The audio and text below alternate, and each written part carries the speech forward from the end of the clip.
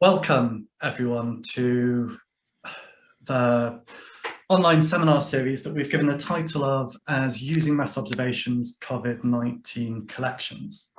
And the organisers should be up on the screen for you. There's myself, I'm a human geographer at the University of Southampton. Clive, do you want to quickly switch on your mic and introduce yourself? Yes, hello, I'm Clive Barnett. I'm at in geography at the University of Exeter. I'm a co-I with Nick on the project behind the series.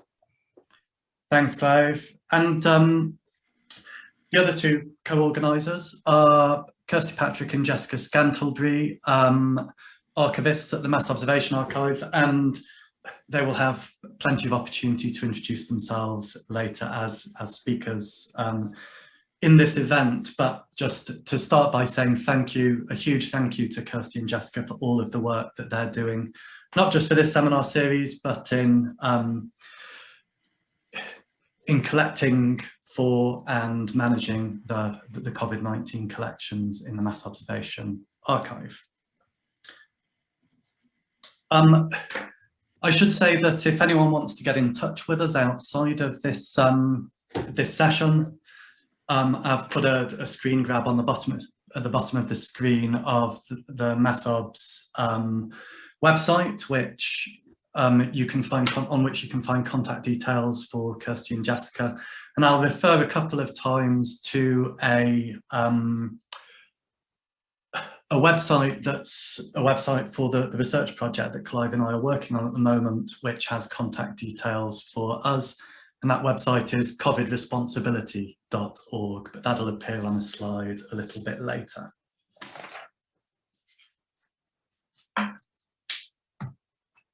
Okay, so here's what we're intending to do today. We've got 3 speakers or sets of speakers. I'm going to speak for about 20 minutes, providing a bit of an introduction to the series and also a little bit of a review of some of the existing literature on how to use materials in the Mass Observation Archive to give us a little bit of a baseline for the rest of the seminar series. We're very grateful to have Claire Langhammer on the call, who is a historian that many of you will know and also a trustee of the Mass Observation Archive, and she'll talk to the title of Mass Observing the Pandemic. And then we'll move on to Kirsty and Jessica, who will give the archivist's view of mass observation and in particular the COVID-19 collections. And what we'll try and do is run through those 3 presentations for the first hour of the session, hopefully leaving about an hour for discussion. And that brings me to the housekeeping point at the top of this slide. Just so you're all aware, we're recording the presentations. We're not intending to record the discussion afterwards, but we'll record the presentations, and we're hoping to put those presentations on Mass Observation's YouTube channel at some point so people can revisit them if they're helpful. It's difficult to know how to run these online events, although I think we're all getting a little bit more used to them these days. I was in a similar event on Monday night, and what worked well seemed to be if everyone keeps their microphones off for the course of the session, because we've got so many people on the call. So far we've got 43 people on the call, I think. And then if people open the chat, one thing that you can do is write your own comments in the chat, write comments for each other, comments for everyone to see. They don't need to be questions necessarily. I learned a lot just from reading the comments in the chat on Monday night. If you have specific questions that you'd like members of the panel to answer or discuss in the second part of the session, if you start your comment with question for Nick or question for Claire or whatever it might be, then that will allow us to scroll through the comments and identify questions and pick those up, read them out, and get the panelists to speak to them in the second half of the session. So for this session, we're going to run it that way, which is fairly formal, I think. We'll see how things go, and we'll reassess after this session for the rest of the seminar series, I think. Okay, Moving on then to an introduction to the seminar series. Clive and I have a research project funded by the British Academy called Learning to Live with Risk and Responsibility, Understanding Popular Responses to Covid-19. And I mentioned the website before, it's there, covidresponsibility.org. And one of the things that we're going to be doing in that project is using what we're calling mass observations COVID-19 collections. In particular, the 12th of May day diaries that were returned to the Mass Observation Archive by people from across the UK on or after 12th of May 2020. And then the writing that the Mass Observation Project panelists have been doing for mass observation during 2020 and into 2021, especially responses to the special spring and summer directives that were sent out to panelists during 2020, and specifically asked them to write about aspects of COVID-19 and everyday life during the pandemic.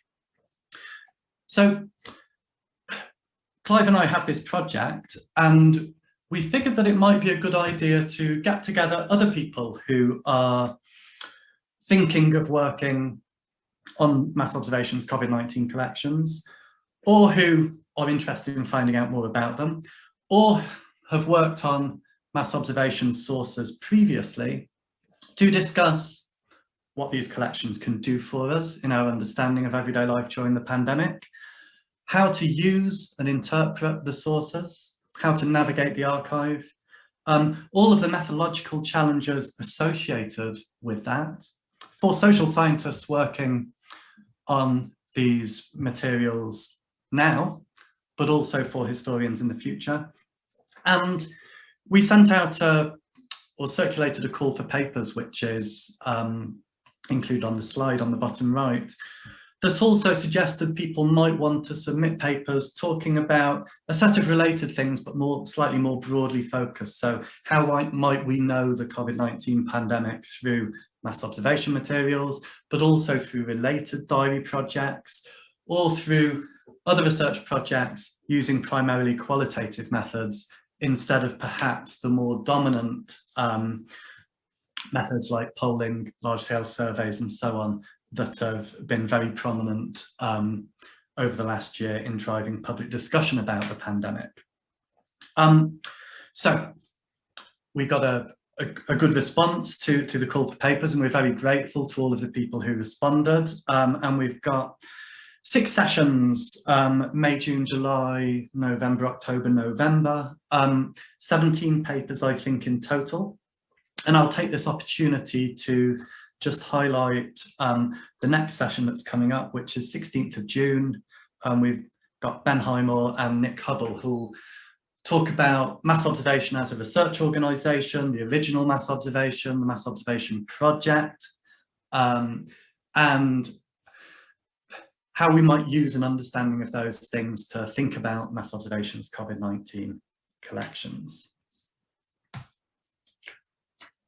So that brings me to the final part of what I want to say, which is a set of points really drawing on a reading of the existing literature on what mass observation is, how to use mass observation sources. And this is a vast literature. Some of the comments I'm going to make draw on a blog post that Clive and I wrote called Lessons from the Literature that we've posted on covidresponsibility.org. If you go to that website and you scroll to the 24th of November, you'll find that blog post.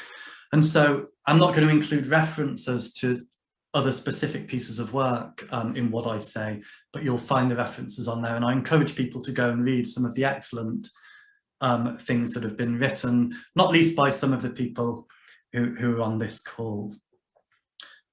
So, second point on the slide, I've put there mass observation and the mass observation project were or are movements. So the original mass observation that operated in the 1930s and 40s primarily, and then the mass observation project set up in the early 1980s, we might think of as movements. They mobilize people. They provide people with encouragement and opportunities to self-observe, to engage with cultural resources circulating in society, to position themselves in relation to mass observation, things that they're reading and hearing about in society, events. And so we might think of the materials that we find in the Mass Observation Archive as, on the one hand, reporting on public opinion, but on the other hand, telling us something about how public opinion is shaped. So these are projects, Mass Observation, the Mass Observation Project, that not only collects public opinion and archives public opinion, but also through that practice itself shapes public opinion. And we shouldn't be surprised by that, because this is what most research projects do. Large-scale surveys, commercial polling, shape public opinion in the way that they mobilise people to join panels, to think about particular topics, to answer questions in particular ways, and so on. But following on from this idea that mass observation is a movement, we might think of writing for mass observation by diarists, by panellists, as, first of all, dialogic. In other words, when people are writing for mass observation, they tend to be responding to the archivists, writing for the archivists, and writing with a particular audience in mind. The archivists, researchers like myself, future historians who might be using the archive. Secondly, we might say that writing for the Mass Observation Archive is subjective. Often when people are writing for the archive, people are positioning themselves in relation to the archive, the content of the directive that they've been sent, or the prompt they've been given. People are constructing their own identity and agency in relation to events that they're going through, cultural resources circulating in society at the time. So many people, when they're using the Mass Observation Archive, will approach the materials as dialogic and subjective. And again, we shouldn't necessarily see this as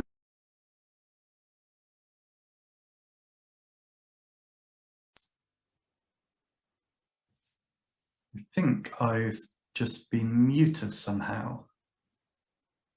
Can people hear me? Yeah, great, thank you. I just got a message in the middle of my screen that said I've been muted. Okay, let me continue. So, the idea that writing for mass observation is dialogic and subjective should not be seen as a disadvantage, I was arguing. Dialogic and subjective writing tells us things. For example, in the project that Clive and I are working on, we're interested in how people during the pandemic are responding to new demands made of them, to think about things in a particular way, to adjust their behaviour in a particular way. So we're interested in questions of how people position themselves in response to demands, and it strikes us that the mass observation materials are a perfect source to explore some of those things. The final main point that I've put at the bottom of the slide is the question of representativeness that so often gets raised when people are working on materials in the Mass Observation Archive. It's the usual suspect that people will be very familiar with if they've ever submitted a paper to a journal, for example, and got reviews and they're using materials from the Mass Observation Archive. To what extent is the panel used by the Mass Observation Project, in particular, representative of broader UK society? So a few reflections to finish on that. First of all, we can acknowledge that the panel is skewed. It always has been, despite some significant attempts over the years by different archivists to try and do something about that. Overrepresented groups in the panel, and the panel's about 500 to 600 people strong at the moment.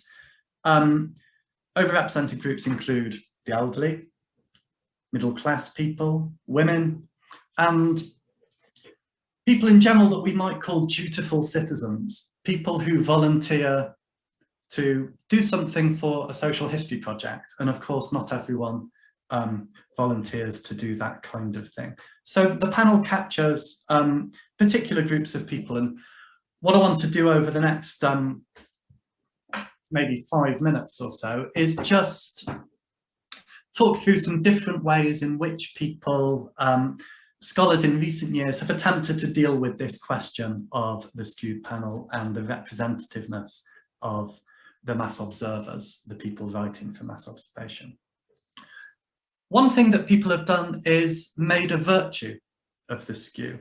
In other words, they've acknowledged that the panel is skewed, but argued that the panel is skewed towards groups that often are unrepresented in or underrepresented in public discussions in the UK. So elderly people or women, for example, and therefore one can use the panel to give voice to those people who are maybe not being given voice in other forms of media, for example.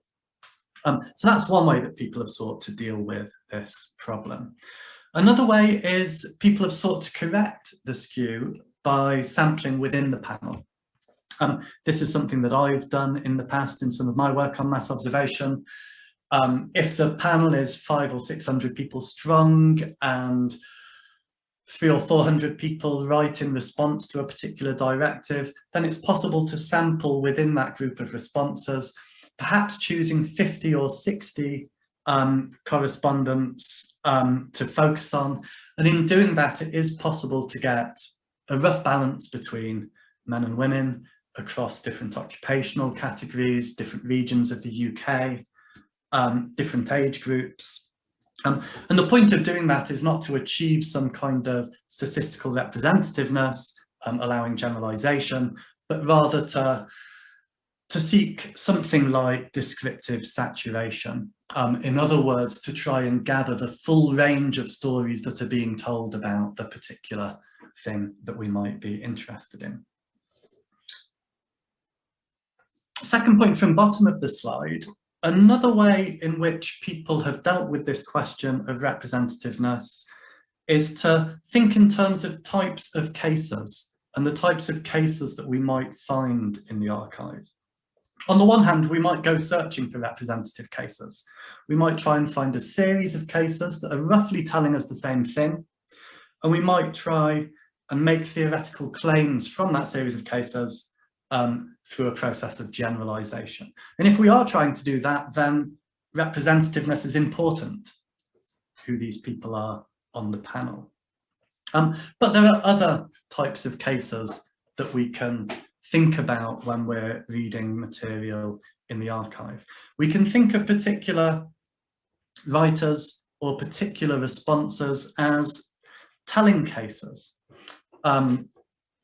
We might focus on one or two cases instead of a series of cases, and we might seek to make theoretical claims through a process of abstraction from essential findings. And in that kind of procedure, representativeness is not such an issue. And then finally, some people have used mass observation to generate illustrative cases that are basically used to thicken out existing theoretical claims derived from, for example, findings from large-scale surveys or polling. So there are a variety of ways of using the material in the archive, some of which position the question of representativeness as important and others of which don't. So this brings me to the final point at the bottom of the slide, which is this problem of representativeness is really a preoccupation primarily of social scientists engaging with the mass observation archive. And often people in the arts and humanities have wondered to what extent we should be preoccupied with representativeness, and have noted that actually there's another way of thinking about how you tell stories from the archive, and that is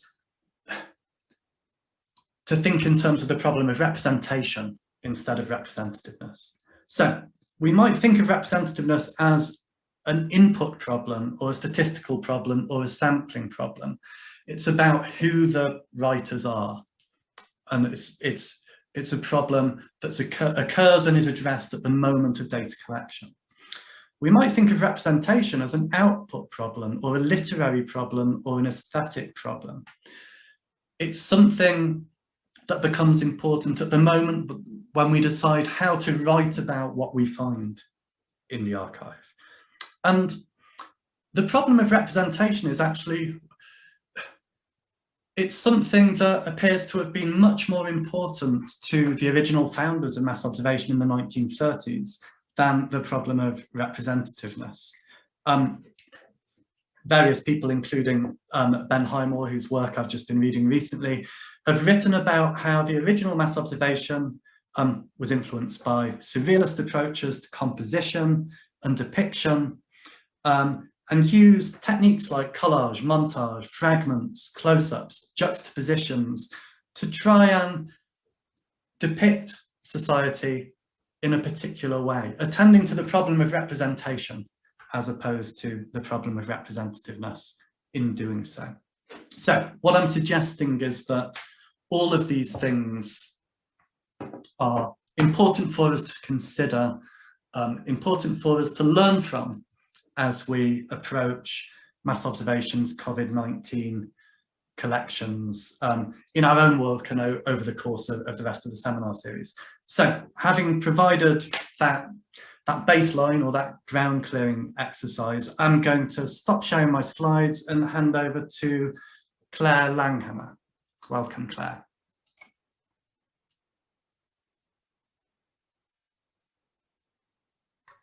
Sorry, the inevitable inability to unmute.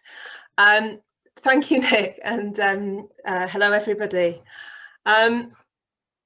Okay, so on the 12th of May each year, as many of you will know, Mass Observation asks members of the public to record a day in their life for posterity.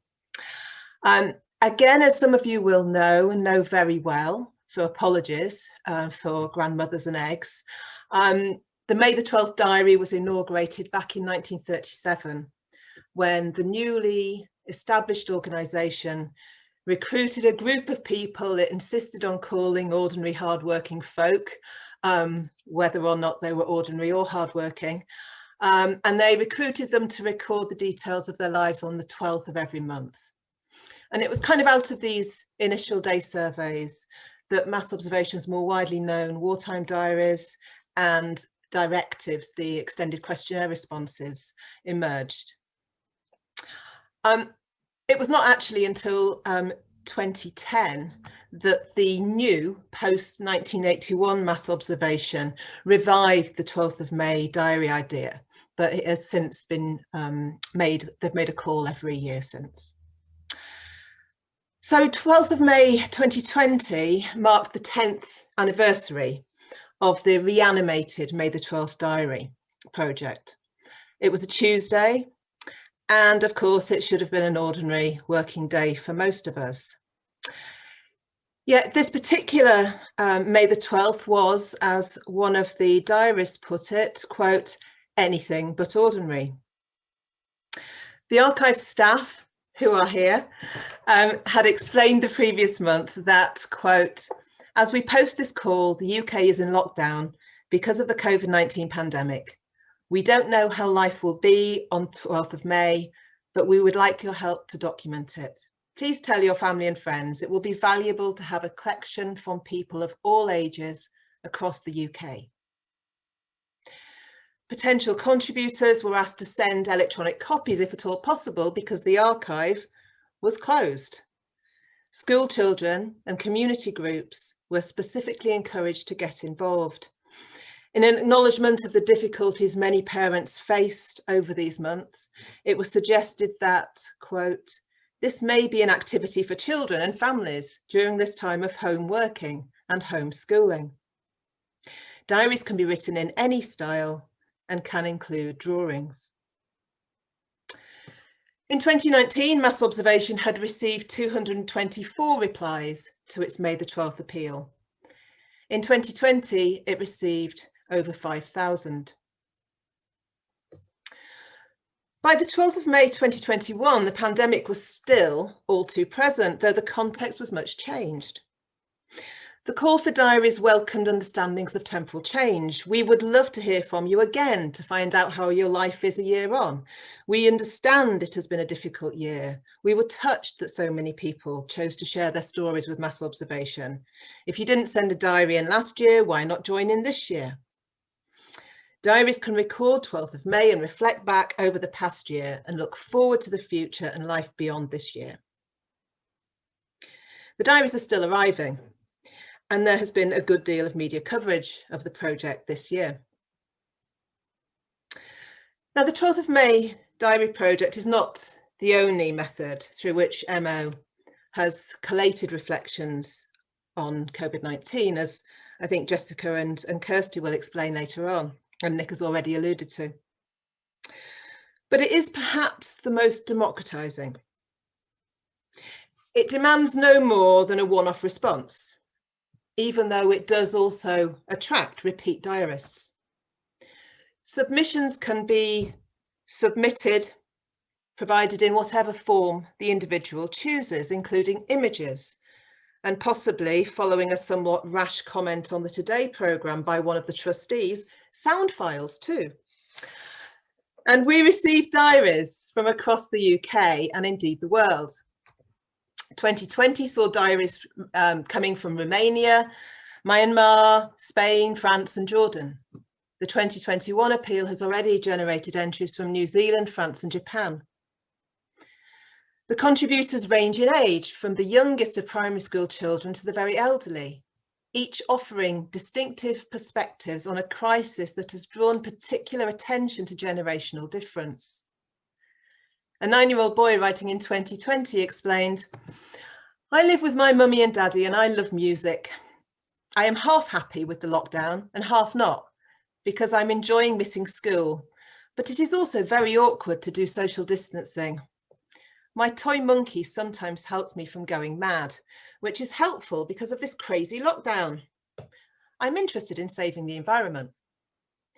And I kind of love the way that really significant last sentence is inserted in this story. On the same day, a retired GP in her 70s was helping to coordinate shopping deliveries and relief measures for her village neighbours, and she wrote about that. Some of those who wrote in 2020 were furloughed, some had lost their jobs, many were working at home. Others had no choice but to continue to go out to work. Their reports will provide future historians, if there are any, with a source that combines experience and attitude, reportage and feeling, often with a self-consciously historicised framing. The diaries will help historians understand the meanings and significance of the events of this difficult period for those who lived through it. Now, of course, Mass Observation was not and is not the only organisation collecting such accounts. This moment seems to have driven a commitment to everyday record keeping and creative record making. It's surprising, perhaps, because of the difficulties of organising such practices during lockdown. But I think it's been fueled by this sense of the importance of the moment, that we're living through one of the folds of history. And it's also been facilitated by the fact that so much life has migrated to the online. So universities, community groups, archives and museums have thrown themselves into creative online data gathering practices. And within this, life writing has been a particular popular, though not the only, way of accessing everyday life. Because the history of everyday life during COVID-19 will also be a history of objects, sounds and practices. But these themselves are described fully, in many cases, in the Mass Observation diary accounts. It will be a history of masks and PPE, of delivery vans and of birdsong. And it will, as the Mass Observers do, reflect on the events that gave rise to the global anti-racist marches, as well as examining the anti-lockdown protests. Using life sources, life archives, historians will be able to attend to new traditions like the clap for carers and the global communities that have been created in this period, not least that created by Joe Wicks and his PE phenomena. They'll also be able to explore the impact of collective anxiety on individual practices, whether in the stockpiling of toilet roll, the quest for flour and yeast, or responses to vaccines and perceptions of risk. And I think all of these are manifest, all of these everyday details are manifest in the responses that mass observation has generated, both in 2020 and in 2021. And they give that sense of kind of the destabilization of the moment, that the now is not what was thought of as of the now in previous times. To explain, one 2020 diarist said, "I never imagined that masks, gloves and an empty high street would be the new normal in 2020 and not the hover cars of our childhood expectations." And I think that loss of the hover car, but gain of the mask, perhaps not a great deal. For the historian, mass observation, of course, raises important questions, which Nick has already alluded to. The relationship between macro and micro sources, about the intersections between individual, community, local and national, and also about the role of transnational ideas and transnational feelings in framing responses to a particular moment. But what I really want to talk about in the second part of this paper is that it also tells us a lot about how non-historians, although possibly some of them do conceive of themselves as historians, think about history and think about temporality. So the 2020 diaries were written as the UK entered its 7th week of lockdown. And the 2021 diaries were created as life seemed to be, touch every bit of wood around, returning to some kind of normality, even if that isn't necessarily the case on a global context.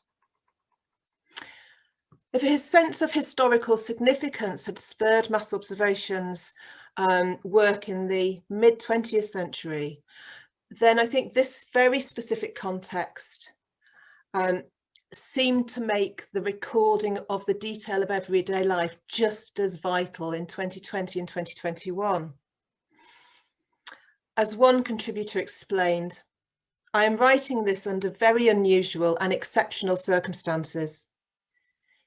It may be limited in experience, but I'm sure you will understand, whether you lived through it yourself or are reading it at a later date." So that very clear sense that the now really matters here, and narrating the now really, really matters. Many of the diarists were explicit that what was happening to them in the moment would have long-term historical significance. Not infrequently, there was a self-conscious assertion of the importance of writing about the present for these future historians, of which we often hear a lot. As a Glasgow woman put it, "I want this diary to matter to future historians of our times. I feel I speak as a mother and a world citizen. There's so much else to say, but I need to stop and work."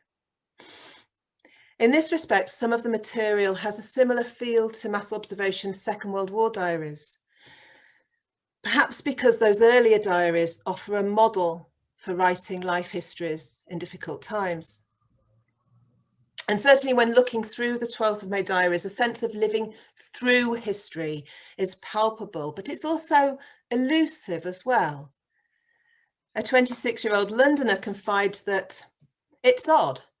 You always feel like you'd feel the difference when something historical is happening around you, but instead normal life goes on. And I really like the double use of feel here, suggesting multiple and ambiguous meanings of the term. For a university researcher in Leeds, the thing that bothers me most is a sense of living through a time of such rapid change and disruption, and feeling that I have so little of use to contribute.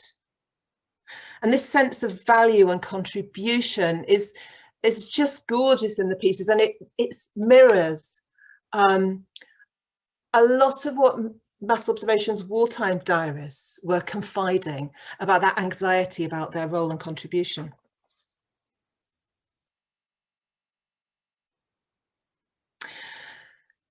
In many ways, this is why archives of the everyday will matter then when we come to write histories of the pandemic. Even in an era that increasingly valorizes self-consciously big data over the complexity of individual experiences, because these archives don't just give us a litany of micro detail. They tell us how individuals explained to themselves what was going on in a particular moment. But these archives are messy, and they're resistant to overarching narratives, even as they also can provide the possibility of getting at some sense of collective documentary. I think the archives will undoubtedly help us to answer some of the so-called big questions of history, but the detail of everyday life that they present will also allow us to think about new questions around the meaning and significance of the moment, questions around intimacy, questions around power, but within the almost hidden arenas of the home, etc. As well as telling us something about how individuals think about history, they also tell us a lot about how individuals understand context and time and change. And finally, I just want to say a little bit about how people write about the distinctiveness of the moment for them. Take, for example, a person working on a till in Asda, who says, "Only a few months ago, I regarded my job as tedious and unimportant, but now I am regarded as a key worker." Or take the experience of a nurse who says, "My life has probably remained much closer to normal than most." Or a civil servant, "I shower and get dressed for another day as a key worker. Today, as with every other day in this previous 8 weeks, I worry. I worry I may get corona. I worry I may be a silent carrier. I worry." So they give that real sense of the precise experience of going out to work in that moment. The fear, the anxiety, the kind of structure of feeling around working for a living in 2020. But those who write for Mass Observation don't just write about how they feel in the moment. They write about how they feel about the changes that they're witnessing. So we have one person who says, "What a time to be alive. It feels like we are living in a movie. The country has been in lockdown for several weeks now, and it is starting to get difficult. There are so many things we took for granted before: popping down to the shops, being able to see elderly grandparents, going to see my friends. The thing I miss the most is working. Although we are working virtually, setting work for students online, I miss being in the classroom and seeing the children. It's my first year as a teacher, and it is one I will never forget." So this sense that of weighing the change, weighing a starting point in the past, weighing where we're at now, and in some of the responses, people think about where we're going to in the future. Another says, "Will things ever be the same? Will some world leaders kill the rest of us? Does our own have a clue?" This anxiety makes it hard to relax into enjoying the next few weeks. Going forward, I'd like to have a more satisfactory sense of self outside work and build on enjoying the slowness and beauty of the world around me. I like to think that some positive things will come out of this for me and the world. Don't know though, I really don't. And I think for me, the diaries that I've looked at really bring home that sense that one always has in going to the mass observation material of people holding past, present and future in the same space, in the same writing space, but with this added dimension of those particular stages feeling so different and so weighted with significance.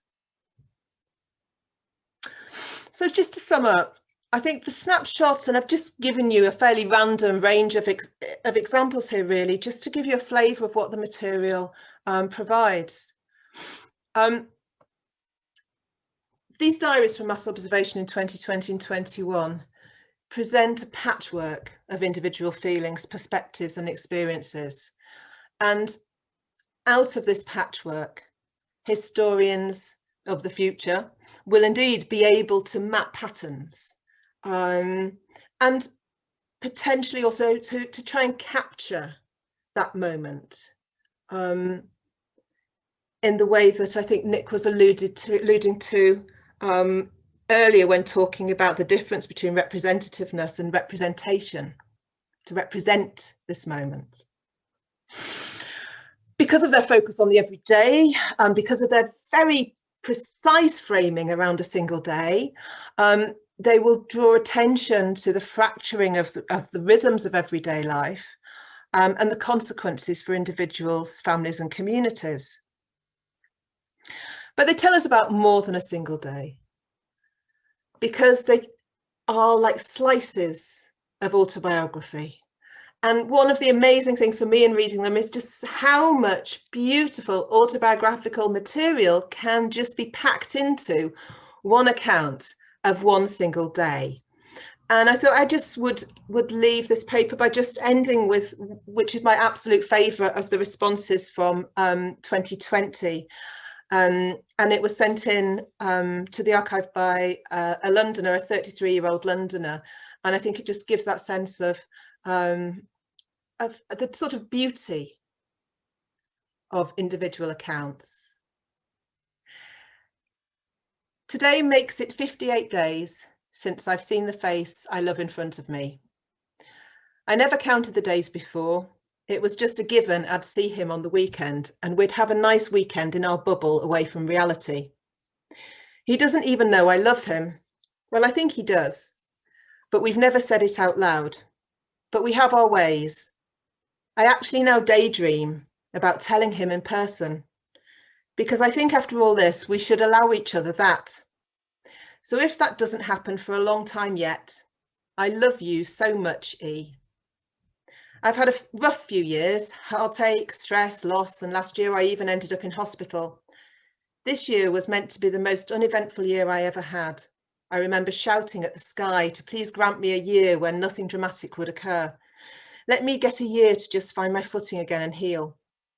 But it's 2020, and this is the year where Covid-19 took root across the world.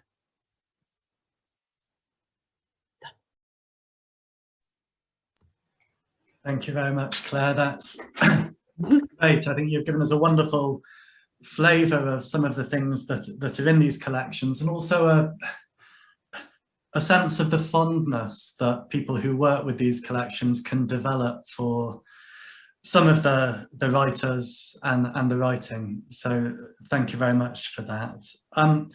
Let me hand over to Jessica and Kirsty. I don't know who's going to go first for us. That's okay. Thanks, Nick. Just wait for Jessica to get the screen up.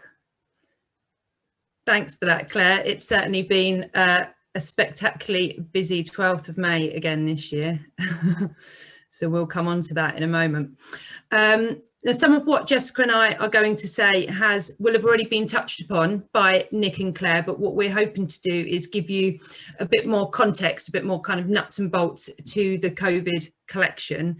So we're going to introduce you to our contemporary work, our national panel of volunteer writers, and the COVID collection itself. Just give you a bit more of a flavour. Jessica, you like to flip the slide? It's not working.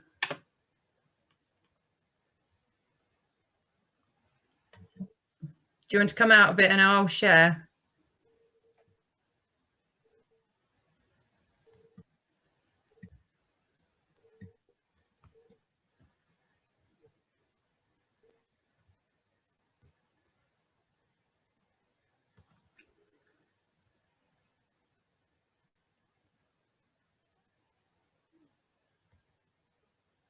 I might just try and share and see if I can override it.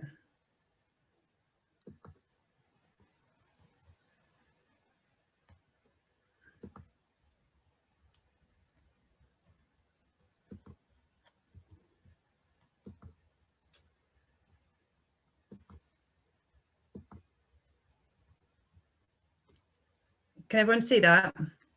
Nick, is that... Yes, I can. I'm very relieved that it was someone else that had technology problems. We've got to have some technical problems, haven't we? Go for it. Great. I'll carry on. Okay. So I know there's lots of familiar faces on the call today, but for those of you who aren't so familiar, Mass Observation is a national archive that's been collecting material on everyday life since 1937. The archive contains the papers from the early mass observation movement and the current project. And one strand of work by the earlier organisation was a national panel of self-selecting volunteer writers from across the UK. And they responded to directives that were sent out, and they also contributed diaries. And these directives, as Nick's alluded to, are essentially themes of open questionnaires, but they provide a unique insight to life in the 1930s and 40s, particularly during the Second World War, and give a unique insight to people's experiences, but thoughts and opinions during that period. And so alongside with our contemporary collections that we're going to be talking about, there's an opportunity for comparative work within mass observation as its entirety. We are housed at the Keep. That's normally where the staff team are based, and that's a purpose-built archive resource centre which is opposite the University of Sussex campus. It is now open, which is great, so we've already got some people in our reading room back today, and so that's where we provide access for research, teaching and learning. So just to recap on some key points and give a bit more background context to Nick and Claire.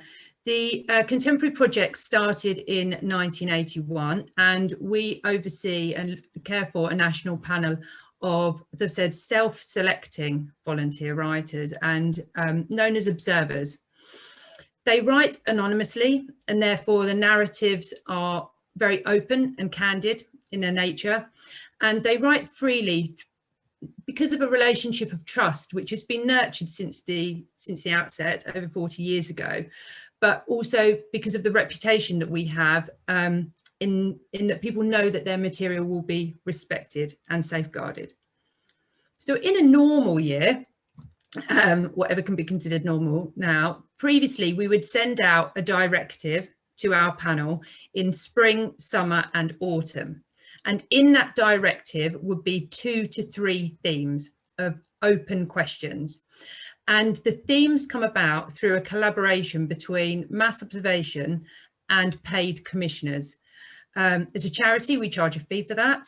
And those commissioners are non-commercial and are usually academics who have sought funding. So it can be part of a smaller or a larger research pot of funding, and there'll be a number of commissioners talking about the generation of directive materials throughout this seminar series. So the narratives are a form of autobiographical life writing, and as you'll see, the writers situate themselves in the context of the moment, but they are, as Claire said, they're equally reflective back over their life course, but they also look forward, and we very much encourage that. But we also frame the questions in a way which means that no matter of somebody's age or life experience, they will be able to contribute. So often we will be putting in hypothetical questions as well to support that. So although we do frame the directive, what you will see in the responses is that people contribute in a very varied way. you know, and we don't put anything on levels of literacy or how much people write. And you'll see this, as we allude to in the COVID collection. People will write anything from 2 to 3 sides of A4 to 47. So it can be quite immense when you're looking at the response rates. It's important to take that into consideration, that, you know, if you're talking about 120, 130 responses, they will vary in depth and size.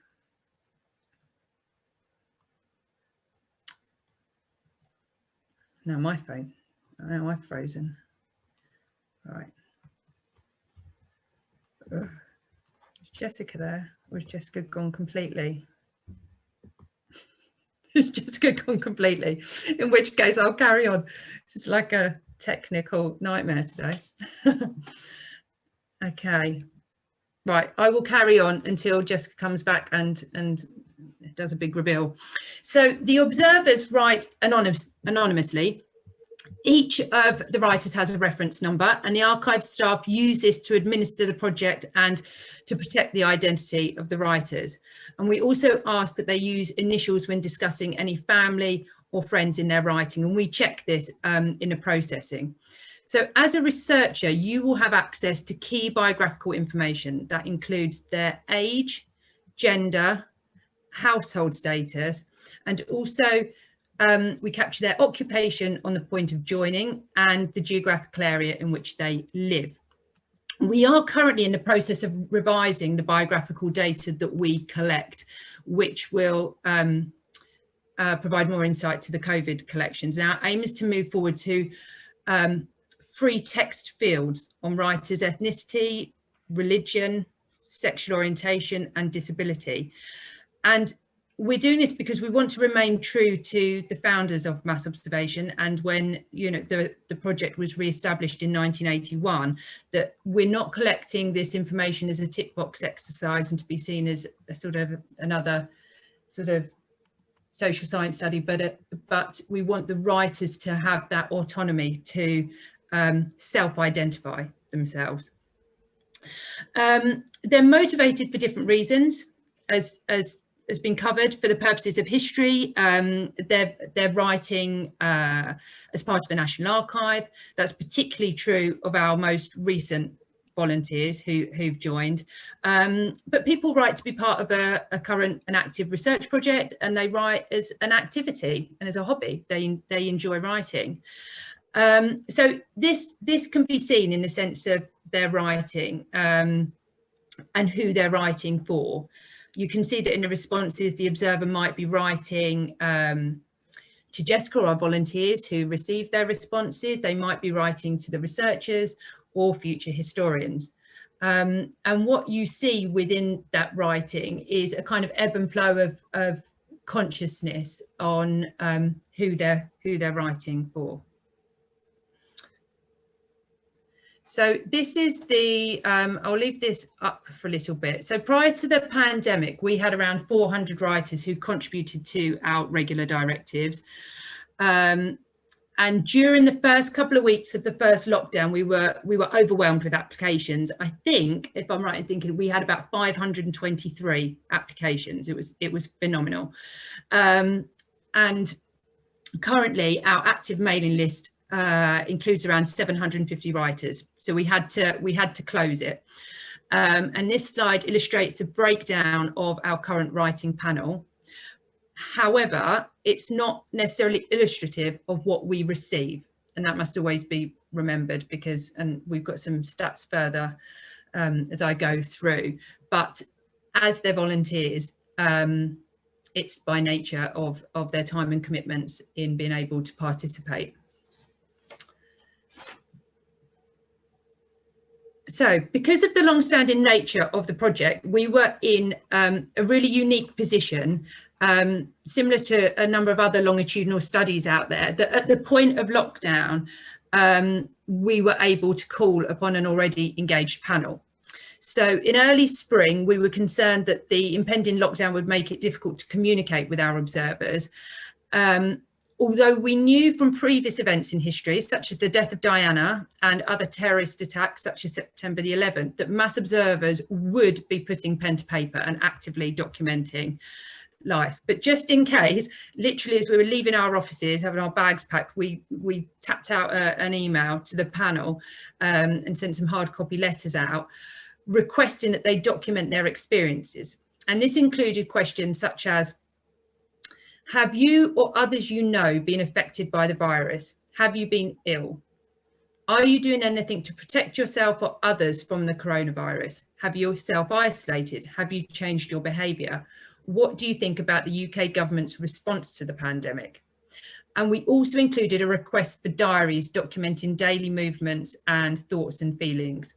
And the observers diligently took up this request, and we are still in great receipt of emails coming through with diaries and responses. Following our initial request, we sent further directives. So as things settled down, we realised that actually we could obviously mail out to our panel, and from home I could get the kids to earn some pocket money and stuff some envelopes and get the directives out.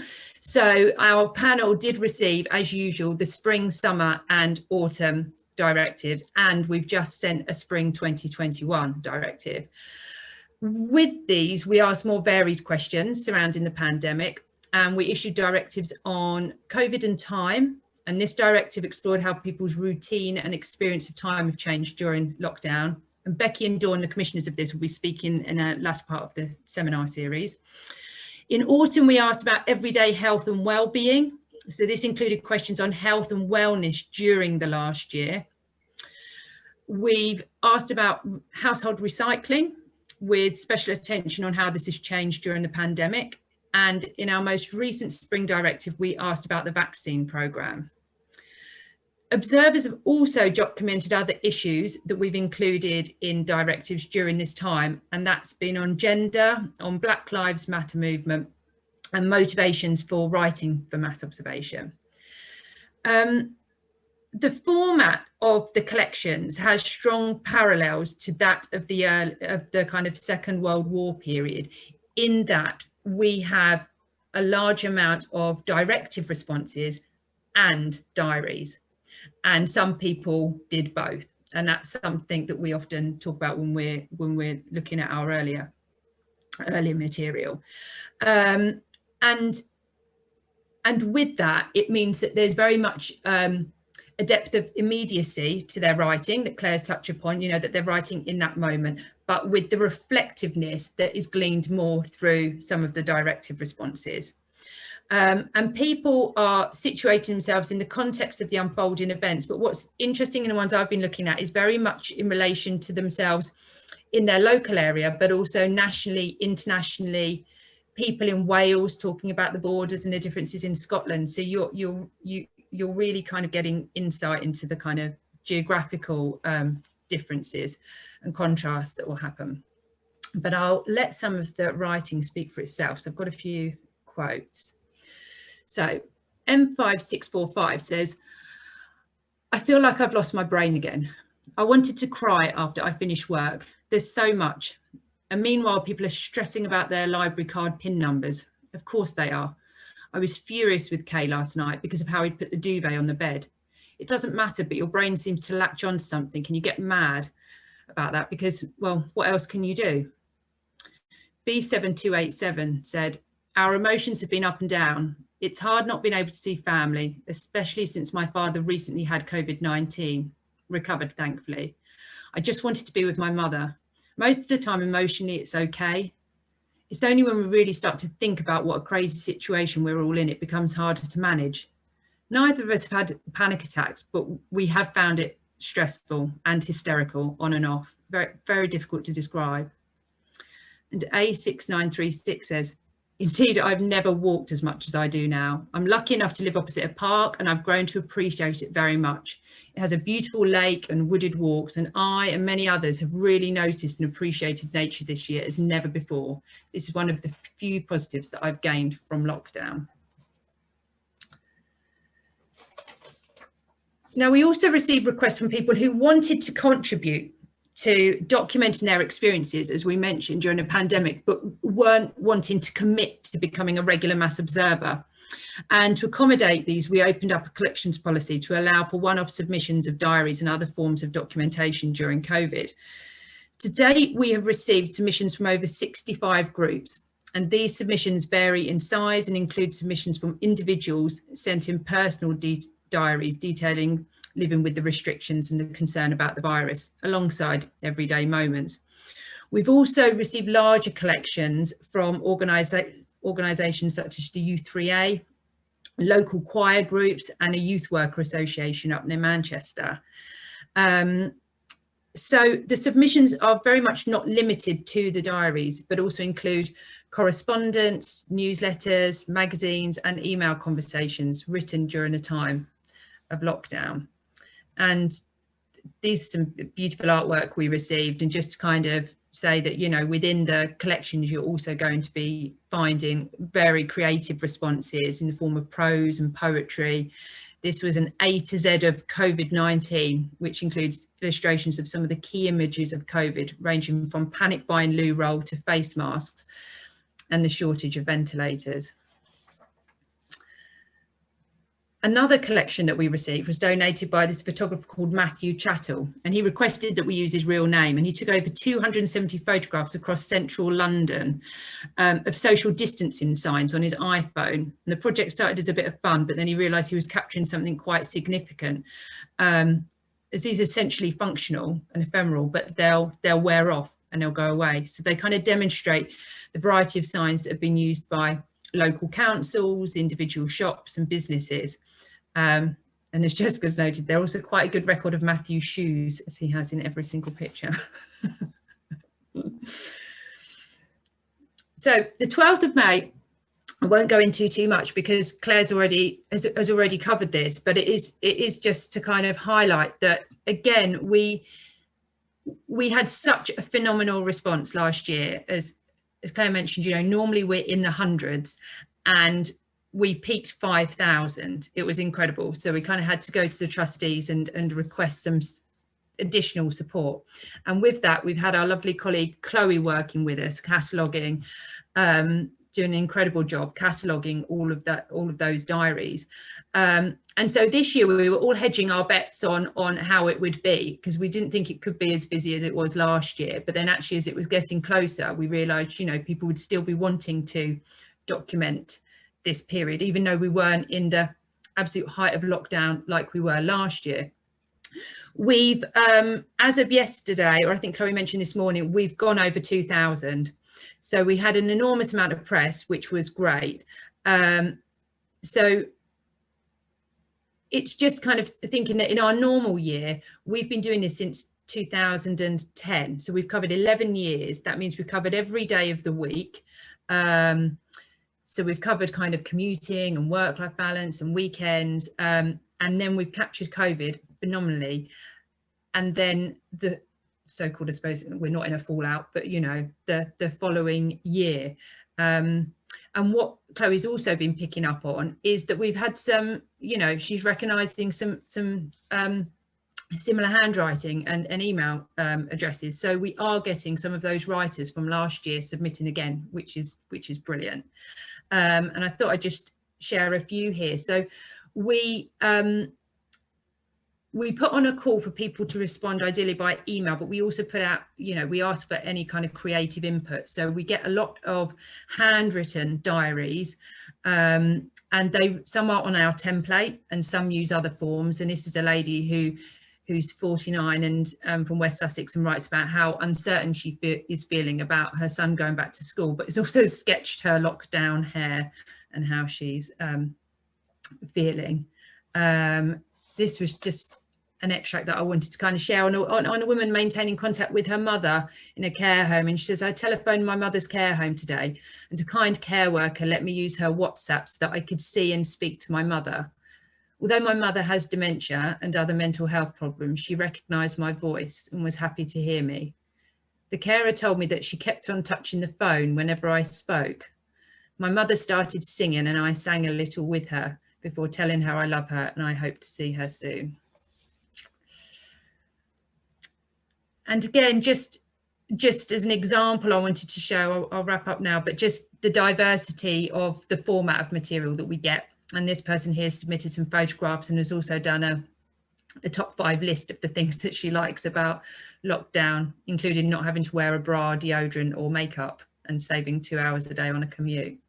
And, you know, again, so you kind of got the creativity of the different formats of material that we're getting, but also, you know, just touch upon what was really lovely about last year's collection was that you had, because it hit at a point and struck a chord at the height of lockdown, you had whole families participating. So, you know, we've got lovely collections which give unique perspectives on a single household at that time, and lots of children's drawings of rainbows and what have you. This is a map that Chloe produced, which just highlights where in the UK we were receiving 12th of May diaries from, and these dots are indicative of more than a single submission. So as ever, there's always kind of a high proportion further down towards the southeast, but it is capturing the UK. So just to summarise, when we're looking at the COVID collection as a whole, it's worth highlighting again that these figures aren't static. You know, on the back of the 12th of May publicity, we've again had lots of requests or offers of people submitting their COVID diaries, so capturing the full sort of 14-month period. So these are very much growing. The 12th of May, we haven't had a chance to get into the building to catalogue or see what any of the hard copy responses are. But you can see from spring, you're looking at over 470 submissions, 340, 270. It lessens by that October, November time. Spring is at 70 because they're still coming in. We sort of allow a kind of a 3-month window before we say we've got the maximum amount of responses from that directive. And then amongst that, you have the diaries, some of whom have responded to directives as well, and you have the 12th of May collection. And I have a figure here from Jessica, which is that we have now over 9,500 documents that have been submitted to the archive from ordinary people across the UK over these 14 months. So I will just end with a couple of slides, which is just say, my slide's still working. For those of you who are not familiar with using mass observation material, from our website, you can access an online database. Now, our COVID material isn't updated onto this yet, but I just wanted to highlight it because more researchers are starting to make inroads into the mass observation material by using it in a longitudinal way. That's an option that you can do by searching by the reference number, and so you can see what else that writer has responded to, or by directive, or you can use other kind of key biographical information. So you could search, for example, female widows who have written for a particular directive. But it's just something to consider, that if you're looking at the COVID material and you come across particular writers, you can then look back at other themes or other writers. And I will end it there. Obviously, you know, Nick will have been sending out the kind of details, and Jessica will, of our website, but we just want to say that if you're interested in using the COVID collections, then do just get in touch and have a chat, and we can talk through what we've got and access to that.